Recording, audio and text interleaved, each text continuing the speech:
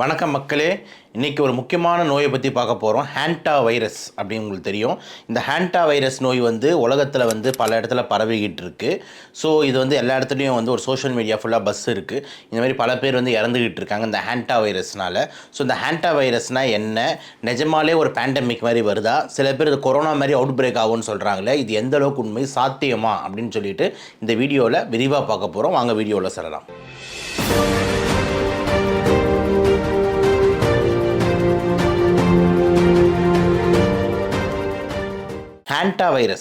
ஹேண்டா virus பொறுத்த வரைக்கும் நாங்களாம் எம்பிபிஎஸ் டைமில் இருக்கும்போது மைக்ரோபயாலஜியில் இந்த வைரஸை கொஞ்சம் ரேராக தான் படிப்போம், ஓகேங்களா. ஆனால் கொஞ்சம் படிக்கிறதுலையும் அந்த வைரஸை பற்றி எப்படி போட்டிருப்பாங்க அப்படின்னா, ரொம்ப மோசமான வைரஸு, இறப்பு சதவீதம் 100ல் 40 பேர் இறப்பாங்க. அதாவது இந்த மார்ட்டாலிட்டி ரேஷியோ, இறப்புத்தன்மை கிட்டத்தட்ட 40 விழுக்காடு அப்படின்னு சொல்லிட்டு இந்த ஹேண்டா வைரஸ்க்கு கொடுத்துருப்பாங்க. இப்போ கொரோனா மாதிரிலாம் எடுத்துக்கிட்டிங்கன்னா உங்களுக்கு ஒரு 2% 2.5% தான் அந்த இறப்பு சதவீதம். அதாவது ஒரு 100 பேர் இருக்காங்க அந்த நோயால் பாதிக்கப்பட்டிருக்காங்கன்னா அதில் ஒரு 2 பேர் தான் இந்த கொரோனா வைரஸில் இறப்பாங்க. ஆனால் ஹேண்டா வைரஸில் 100 பேர் பாதிக்கப்பட்டிருந்தால் 40 பேர் இறப்பாங்க. அப்போ யோசிச்சு பாருங்கள், எந்தளவுக்கு வீரிய அதிகமாக, எந்தளவுக்கு பொட்டண்ட்டாக, எந்தளவுக்கு அபாயமான டேஞ்சரஸான வைரஸ் இந்த ஹேண்டா வைரஸ் அப்படின்னு சொல்லிட்டு. இந்த ஹேண்டா வைரஸ் பொறுத்த வரைக்கும் நம்மளுக்கு எப்படி தாக்குது, இந்த வைரஸ் மெயினாக நம்மளுக்கு தான் உருவாகுதா அப்படின்னு கேட்டிங்கன்னா அதுதான் கிடையாது.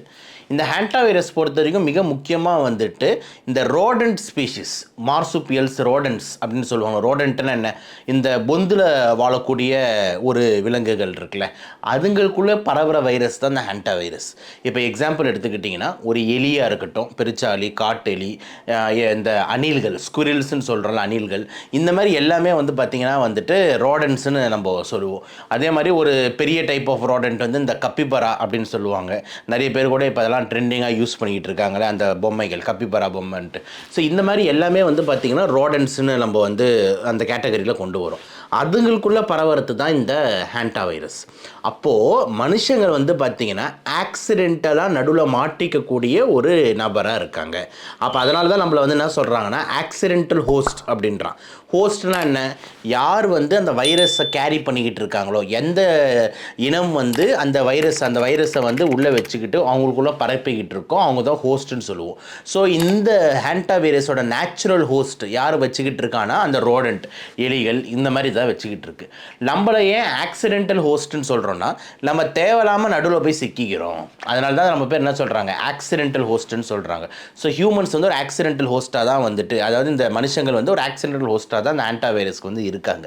எக்ஸாம்பிள், எப்படி சார் நம்மளுக்கு அந்த ஹேண்டா வைரஸ் பரவுது அப்படின்னா, இப்போ யோசிச்சு பாருங்கள், எலிகள் இருக்குது, அந்த ஹேண்டா வைரஸ் அஃபெக்ட் ஆன எலிகள் இருக்குது, அதுங்க ஒரு யூரின் போயிடுது, டாய்லெட் போயிடுது அப்படின்ட்டு ஒரு சில இடத்துல இருந்ததுன்னா அதை க்ளீன் பண்ணுற வேலையில் இருக்கிறவங்க அதை க்ளீன் பண்ணும்போது அங்கேருந்து நம்மளுக்கு காற்று மூலயமா பரவலாம். சில பேர் இந்த ரோடன்ஸோட க்ளோஸாக பழகிறவங்களும் பல பேர் இருப்பாங்க. ஒரு சில அனிமல் ப்ரீடர்ஸு, ஒரு சில சமூக ஆர்வலர்கள், விலங்கியல் பிரியர்கள், இவங்களாம் பார்த்திங்கன்னா இந்த எலிகளோட, இந்த ஸ்குரில்ஸோட ரொம்ப க்ளோஸாக பழகிறவங்களும் இருப்பாங்க. அப்போ அதுங்களுக்கு அஃபெக்ட் ஆச்சுன்னா அந்த எலிகளோட க்ளோஸாக பழகிறது, அதுக்கு கையிலேயே சாப்பாடு வைக்கிறது, அதை எடுத்துகிட்டு போய் மூஞ்சில் முத்தம் கொடுக்கறதுன்ற மாதிரி க்ளோஸ் கான்டாக்ட்ஸில் இருக்கும்போது அவங்கக்கிட்ட நம்மளுக்கு பரவுது. இந்த ஹேண்டா வைரஸ் பொறுத்த வரைக்கும் பார்த்திங்கன்னா பல டைப்ஸ் இருக்குது. அதில் பார்த்திங்கன்னா ஆன்டிஸ்னு ஒரு டைப்பு, இது கொஞ்சம் ரேர் தான். எஸ்பெஷலி இந்த டைப் பார்த்திங்கன்னா இந்த அமெரிக்கா மாதிரி regions, north America, south America, especially இந்த சவுத் அமெரிக்காவில் இந்த வெனிசுலா, கியூபா, பிரேசில், இந்த பெல்ட்ஸ்லலாம் கொஞ்சம் அதிகமாக இந்த வைரஸ் உங்களுக்கு ஜென்ரலாக காணப்படும். ஸோ இந்த வைரஸ் இந்த ஏரியாவில் தான் அதிகமாக பரவிக்கிட்டு இருக்குது. இப்போ இந்த ஆன்டிஸ் வைரஸ் தான் இப்போ இந்த பேண்டமிக் அவுட் பிரேக் ஆயிருக்கு அப்படின்ற மாதிரி நம்மளுக்கு சொல்கிறாங்க. எப்படி இந்த அவுட் பிரேக்கு, இந்த நியூஸ் எங்கேருந்து வருது அப்படின்னு பார்த்தீங்கன்னா, ஒரு பெரிய கப்பல், ஓகேங்களா, ஒரு க்ரூஸ் அப்படின்னு சொல்லுவோம் கப்பல், அந்த மாதிரி ஒரு க்ரூஸில் பார்த்தீங்கன்னா முதல்ல ஒருத்தர் இறக்குறாங்க. அப்படி இறக்குற ஒருத்தருக்கு கொஞ்ச நாளுக்கு அப்புறமே அவங்களோட மனைவியும் இறக்குறாங்க. 2 பேருமே பார்த்தீங்கன்னா கொஞ்சம் வயசானவங்க. டக்குன்னு 2 பேர் இறக்குறாங்க. அதுக்கப்புறம் என்னென்னு பார்க்கும்போது தான் இந்த ஹேண்டா வைரஸ்னு தெரிய வருது. அப்போ இவங்க கூட க்ளோஸில் கான்டாக்ட் இருந்தவங்கள ஒருத்தர் 2 பேர் இறக்குறாங்க. இப்போ இந்த மாதிரி பார்த்தீங்கன்னா 7-8 பேர் அந்த க்ரூஸில் இருந்து வந்ததுலேருந்து ஆளுங்க இறந்துருக்காங்க. அப்போ அவங்க கூட கான்டாக்டில் இருந்தவங்களாம் இப்போ பார்த்தீங்கன்னா ஒரு குவாரண்டைனில் வச்சுருக்காங்க. குவாரண்டைன்னா என்ன அப்படின்னா தனிமைப்படுத்தி வைக்கிறது. ஸோ எதுக்கு தனிமைப்படுத்தி வைக்கிறாங்க? அந்த ஐசோலேஷன் சொல்கிறோம்ல, அந்த மாதிரி குவாரண்டைனில் வச்சுருக்காங்க. எதுக்கு தனிமைப்படுத்தி வச்சுருக்காங்கன்னா, இவங்களுக்கு அந்த வைரஸ் வந்திருக்கான்னு தெரியல அப்படின்ற மாதிரி. ப்ளஸ் மெயினாக அவங்கள மக்களோட கலக்க விடக்கூடாது, ஏன்னா இன்னொருத்தவங்களுக்கு பரவக்கூடாது அப்படின்ட்டு. அப்போது இந்த ஹேண்டா வைரஸ் ஒரு மனுஷக்கிட்ட இன்னொரு மனுஷத்துக்கு பரவுமா அப்படின்ற மாதிரி கேட்டிங்கன்னா, ஜென்ரலாக ஒரு 70-80 விழுக்காடு இந்த human to human transmission rare தான். ஆனால் இந்த ஆண்டிஸ் என்ற வெரைட்டி பார்த்தீங்கன்னா மனிதர்களுக்கு பரவக்கூடிய ஒரு வாய்ப்பு இருக்குது. லைட்டாக தான் இருக்குது. இந்த கொரோனா மாதிரி கிடையாது, லைட்டாக ஒரு வாய்ப்பு கொஞ்சம் இருக்குது. ஓகே, ஸோ இல்லவே இல்லை அப்படின்னு நம்ம மறுக்க முடியாதுன்றது தான். இப்போ எக்ஸாம்பிள் இந்த ரேபிஸ் மாதிரி, இந்த நாய் கடிச்சாதான் வரும் அப்படின்ற மாதிரி இல்லாமல் ஒரு மனிதர்கள்கிட்ட இன்னொரு மனிதர்களுக்கு போகிறதுக்கு ஒரு வாய்ப்பு இருக்குது.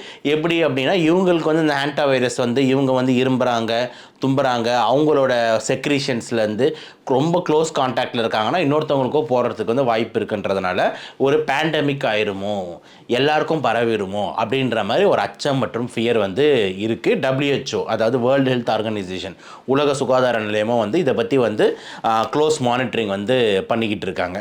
சரி, இப்போது நம்ம வியூஸ் என்ன அப்படின்னு நம்ம போகிறதுக்கு முன்னாடி, இந்த ஹேண்டா வைரஸ் ஏன் இவ்வளோ ஒரு பேசும் பொருளாக இருக்குது? ஏன் அப்படின்னா, நான் ஆல்ரெடி ஃபஸ்ட்டு பாயிண்ட் ஒன்று சொன்னேன், 40% இறக்கிறதுக்கு வாய்ப்பு இருக்குது. அப்போ 40% இறக்கிறதுக்கு வாய்ப்பு இருக்குன்னா இந்த ஹேண்டா வைரஸ் அப்படி என்ன பண்ணுது? அப்போ இந்த ஹேண்டா வைரஸோட அறிகுறிகள் என்ன? இந்த ஹேண்டா வைரஸ் பொறுத்த வரைக்கும் 2 விதமான தாக்குதலை ஏற்படுத்துது. ஒரு தாக்குதல் முற்றிலும் நுரையீரல் சார்ந்ததாக இருக்குது. இன்னொரு தாக்குதல் முற்றிலும் பார்த்திங்கன்னா ரத்தம் மற்றும் சிறுநீர், அதாவது பார்த்திங்கன்னா இந்த கிட்னி தாக்குதலை ஏற்படுத்துது. ஃபஸ்ட்டு தாக்குதல் பேர் தான் நுரையீரல் தாக்குதல் பேர் தான் ஹேண்டா பல்மனரி சிண்ட்ரோம் அப்படின்னு சொல்கிறோம், HPS. ஆனால் எங்களோட புக்ஸில், ஸ்டாண்டர்ட் புக்ஸ் லைக் ஃபிஷ்மேன்ஸு இந்த மாதிரி புக்ஸில் படிக்கும் போது நுரையீரல்லேருந்து ரத்தங்கள் அளவுக்கு அதிகமாக கசியும், பேஷண்ட் நுரையீரல் ரத்த வெள்ளத்தில் இறப்பார்கள் அப்படின்ற மாதிரி வார்த்தைகளில் புக்ஸில் கொடுத்துருப்பாங்க. அப்போது சிவியர் பல்மனரி ஹெமரேஜ் அப்படின்றது தான் அங்கே கரெக்டான வேர்டாக புக்ஸ்லாம் கொடுத்துருப்பாங்க. லங்ஸ் ப்ளீட் ஆகும், ரத்தம் நுரையீரல்லேருந்து ரத்தங்கள் பயங்கரமாக கசியும். அந்த ரத்தங்களை இரும்பி பார்த்திங்கன்னா பேஷண்ட் ஒன்று அந்த ரத்த வெள்ளத்தில் இறப்பாங்க, ரத்தம் போய் இறப்பாங்களா, ரத்தம் நுரையீரல் ஃபுல்லாக பரவி ஆக்சிஜன் போராத மேலே இறப்பாங்கன்ற மாதிரி ரொம்ப டேஞ்சராக, ரொம்ப பார்க்கவே அந்த படிக்கவே ரொம்ப ஒரு மாதிரி அச்சமான ஒரு விஷயமா கொடுத்துருப்பாங்க இந்த ஹேண்டா பல்மனரி சிண்ட்ரோம் பற்றி. அப்போ இந்த ஹேண்டா பல்மனரி சிண்ட்ரோம் இந்த முதல் வெரைட்டி பார்த்திங்கன்னா ரொம்ப டேஞ்சர். எடுத்த உடனே அந்த மாதிரி ரத்தம் வருமானு கேட்டிங்கன்னா அது கிடையாது. ஃபஸ்ட்டு பார்த்திங்கன்னா அறிகுறிகள் ஆஸ் யூஷுவல் எனி வைரஸ்க்கு வர மாதிரி சிவியர் காய்ச்சல், தலைவலி, வாந்தி, அந்த லூஸ் மோஷன், இந்த மாதிரி ஒரு சில ஃபியூச்சர்ஸ் இருக்கும்.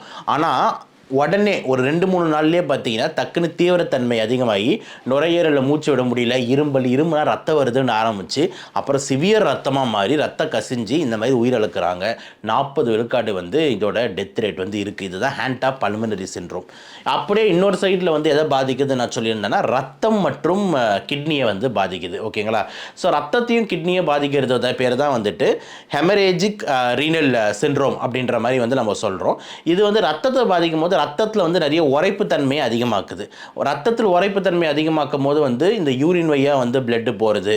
அதே மாதிரி இந்த ஹீமோகுளோபின் குறையிறது, டக்குன்ட்டு வெள்ளை அணுக்கள் குறையிறது, பிளேட்லெட் அணுக்கள் குறையிறது, இந்த மாதிரி விஷயங்கள்லாம் ஏற்படுது இந்த இன்னொரு கேட்டகரியில் அதே மாதிரி இந்த கிட்னியை பாதிக்கிறதுனால சடனாக கிட்னி ஃபெயிலியர் ஏற்படுறதுக்கும் வாய்ப்பு இருக்குது. இந்த யூரினோட அவுட்புட்லாம் வெளியே குறையிறது. இந்த மாதிரி இது இந்த ஹேண்டா பல்மனரி சிண்ட்ரோமோட சற்றே கொஞ்சம் பரவாயில்ல, பட் ஆனாலும் இதுவும் தீவிரம் அப்படின்றதுல மாற்று கருத்து இல்லை. இதுதான் இதோட அறிகுறிகள். ஸோ எனி வைரஸ் மாதிரி இந்த ஹேண்டா வைரஸும் ஸ்டார்டிங்கில் சிவியராக ஜுரம், நம்மளோட உடம்பு வலி இதெல்லாம் கொண்டு வருது. ஆனால் அதுக்கப்புறம் அதோட வேரியண்ட்டை பொறுத்து ஒன்று ஹேண்டா பல்மனரி சிண்ட்ரோம்னா பிளட் லங்ஸில் அப்படின்ற மாதிரி போய், இன்னொன்று இந்த கிட்னி மற்றும் ரத்தத்தை பாதிக்குதுன்ற மாதிரி போகுது. என்ன சார் பண்ணுறாங்க டாக்டர்ஸ் அப்படின்ற மாதிரி எடுத்துக்கிட்டோம்னா, கண்டிப்பாக இந்த ஹேண்டா வைரஸ்ன்னு சொல்லிட்டு எடுத்தோடனே எந்த டாக்டர் இந்த ஹேண்டா வைரஸ் அப்படின்னு யோசிக்க மாட்டாங்க. பட் ஆனால் என்னைக்கு நுரையீரல் இவ்வளோ ரத்தம் ஜுரத்தோட கசிகிறாங்களோ அப்போ ஹேண்டா வைரஸ்னு யோசிப்பாங்க. இன்னொரு முக்கியமாக இந்த பேண்டமிக்ஸோட பொருத்தி பார்ப்பாங்க. இப்போ இந்த ஏரியாவில் இந்த ஹேண்டா வைரஸ் பரவுதா? ஆமாம் பரவுது. அப்போ இது ஒரு ஹேண்டா வைரஸாக இருக்கிறதுக்கு வாய்ப்பு இருக்குது அப்படின்ட்டு. ஓகே, இதுக்கு எதாவது மருந்து இருக்கா? ஹேண்டா வைரஸோட ட்ரீட்மெண்ட் என்ன அப்படின்ற மாதிரி கேட்டிங்கன்னா, ஹேண்டா வைரஸ் பொறுத்த வரைக்கும் ஸ்பெசிஃபிக்காக எந்த ஆன்டிவைரல் ட்ரக்கும் கிடையாது அப்படின்றது தான் உண்மை. இந்த வைரஸ் இந்த மருந்து இருக்குது, இதை போடுங்க, ஆன்டிவைரஸ் இறந்துடும்னா கிடையாது. அப்போ திருப்பியும் நம்ம உடம்போட இம்யூனிட்டி தான் வந்து இதுக்கு வந்து ரொம்ப இம்பார்ட்டன்ட் விஷயமா இருக்குது. ஆனால் கொரோனாவை கம்பேர் பண்ணுறப்போ வந்து பார்த்திங்கன்னா இந்த ஆன்டிவைரஸ் வந்து ரொம்ப டேஞ்சர். கொரோனாவது நம்ம எதிர்ப்பு சக்தி நல்லா போராடணும், அந்த ஆன்டிவைரஸ் 40% மார்டாலிட்டிலாம் யோசிச்சு பாருங்கள். அப்போது கம்மி எதிர்ப்பு சக்தி இருக்கிறவங்க டக்குன்னு பிரச்சனை வர்றதும், கொஞ்சம் ரொம்ப நல்லா எதிர்ப்பு சக்தி இருக்கிறவங்க கொஞ்சம் போராடி மேபி வந்து அந்த 60 கேட்டகரியில் வந்து வருவாங்கன்றதை நம்ம பார்க்குறோம். அப்போ இம்யூனிட்டியை வந்து பூஸ்ட் பண்ணுறதுன்றது ரொம்ப ரொம்ப முக்கியமான விஷயம் இந்த ஆன்டிவைரஸ்க்கும். ப்ளஸ் எல்லாமே வந்து நம்ம எதுவும் பண்ணுற மாதிரி இருக்காது. டாக்டர்ஸ் வந்து மானிட்டரிங், ஆக்சிஜனு, ஃப்ளூயிடு, சலைன்ஸு, இந்த மாதிரி விஷயங்கள் வந்து பார்த்திங்கன்னா வந்து ஹாஸ்பிட்டல்ஸில் கொடுத்து மானிட்டர் வந்து வென்டிலேட்டர் கேர், இந்த சப்போர்ட் கேர்லாம் வந்து கொடுப்பாங்கன்றதை நம்ம பார்க்குறோம். இதெல்லாம் கொடுத்துமே இறப்பு சதவீதம் 40 விழுக்காடு இருக்குன்னு தான் நீங்கள் வந்து யோசிக்கணும் அது எவ்வளோ டேஞ்சர்னு. ஸோ ஓவராலாக வந்துட்டு இந்த ஆன்டிவைரஸ் பொறுத்த வரைக்கும் நம்மளோட டேக் ஹோம் பாயிண்ட்ஸ் என்ன அப்படின்னு எடுத்துக்கிட்டிங்கன்னா, ஒரு பேண்டமிக் வருமா வராதா, திருப்பிய கொரோனா மாதிரி லாக்டவுன் வருமா வராதா அப்படின்னு எடுத்துக்கிட்டிங்கன்னா என் பார்வையில் வராது அப்படின்றது தான் வந்துட்டு இருக்குது. எப்படி சார் வந்து வராதுன்னு சொல்கிறீங்க, நியூஸ்லலாம் வந்து பேண்டமிக்ன்றாங்களே, முன்னாடி கிளின்டன் சொன்னால் நடக்குமாம, கிளின்டன் கொரோனா மாதிரி வரப்போகுதுனாருன்னு வந்துச்சாமல், இப்போ திருப்பி அந்த அமெரிக்கன் பிரசிடென்ட் சொல்கிறாரு, அப்போ திருப்பி அது ஒரு பேண்டமிக்காக மாறுமானா என்னை பொறுத்த வரைக்கும் வராது. ஏன் அப்படின்னா ஆன்டிவைரஸ் வந்து கொரோனா மாதிரி ஸ்பீடாக பரவக்கூடிய தன்மைன்றது குறைவு.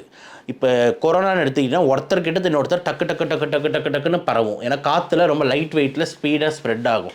ஆனால் ஹேண்டா அப்படி கிடையாது. ஹேண்டா ஒருத்தர்கிட்ட இன்னொருத்தவங்களுக்கு பரவறதுக்கு வாய்ப்பு இருக்குன்ற மாதிரி இருந்தாலும் அந்த பரவறதுக்கான ரேட் வந்து கொஞ்சம் கம்மியாக இருக்கிறதுனால நம்ம நினைக்கிற ஸ்பீடில் கொரோனா மாதிரி சருன்னு எல்லா நாடுகளுக்கும் போகிறதுக்கு வாய்ப்பு இல்லை. ரெண்டாவது WHO இது வந்து ஒரு கன்சர்னாக கொண்டு வந்துட்டாங்க. ஸோ எல்லா இடத்துலையும் இந்த குவாரண்டைன், ஐசோலேஷன், கான்டாக்ட்ஸ் இதெல்லாம் ஸ்க்ரீன் பண்ண ஆரம்பிச்சிட்டாங்க. அதனால் நம்ம பயப்பட வேண்டியதில்லை. பேண்டமிக் வந்து வருமான்றது பயப்பட வேண்டியதில்லை. இன்னும் நல்லா வந்து புரிஞ்சுக்கோங்க, பேண்டமிக் வருதுன்னா ஒரு க்ளூ இருக்கும். இங்கே யாராவது வந்து இப்போ வந்து நம்ம மோடிஜி வந்து ஏதாவது சொல்கிறாரா, ஆன்டிவைரஸ்ஸு எல்லாரும் வந்து லாக்டவுன்னு சொல்கிறாரா, மக்கள் வெளியே போகக்கூடாதுன்னு சொல்கிறாரா, எந்த விதமான விஷயம் சலசலப்பும் இல்லை. இல்லை WHO எல்லாரையும் லாக்டவுன் போடுங்கன்னு சொல்லுதா, இல்லை. ஆனால் அமெரிக்கா தான் லாக்டவுன் போடுன்னு சொல்லுதா, இல்லை. அப்போ எந்த கண்ட்ரியும் பெரிய பெரிய தலைவர்களும் இதை பற்றி பேசலை அப்படின்னும் போதே தெரியுது இது பெரிய அளவில் பரவறதுக்கு வாய்ப்பு இல்லைன்னு. அப்படி ஏதாவது இருந்ததுன்னா இந்நேரத்துக்கு வந்துட்டு ஒரு சலசலப்பு நம்மளுக்கு தெரிய வரும். அது மாதிரி நம்ம ப்ராக்டிஸில் இருக்கிறதுனால கண்டிப்பாக இந்த மாதிரி விஷயங்கள் நியூஸ் வந்து நம்மளுக்கு தெரிய வரும். இந்த மாதிரி சலசலப்பு மற்றும் நியூஸ் எதுவுமே இல்லைன்னா பேண்டமிக்காக மாறுறதுக்கு வாய்ப்பு இல்லை. இதுவும் கடந்து போகும் அப்படின்ற மாதிரி தான் இந்த ஆன்டிவைரஸ் போகும் அப்படின்றது தான் நம்மளோட பார்வை வந்து இருக்குது. ஆனாலும் மெடிக்கல் நாலேஜ் உங்களுக்கு எப்பவுமே அப்டேட் கொடுத்துக்கிட்டே இருக்கணுன்றது நம்மளோட சேனலோட நோக்கம். அதுதான் வந்து உங்களுக்கு கொடுத்துக்கிட்டு இருக்கோம். உங்கள் ஆதரவை தாருங்கள், எல்லாரும் சப்ஸ்கிரைப் பண்ணி பாருங்கள், நிறைய பேருக்கு ஷேர் பண்ணுங்கள் அப்படின்னு சொல்லிட்டு இந்த வீடியோ முடிக்கிறேன். மீண்டும் இன்னொரு வீடியோவில் சந்திப்போம். அதுவரை நன்றி, வணக்கம்.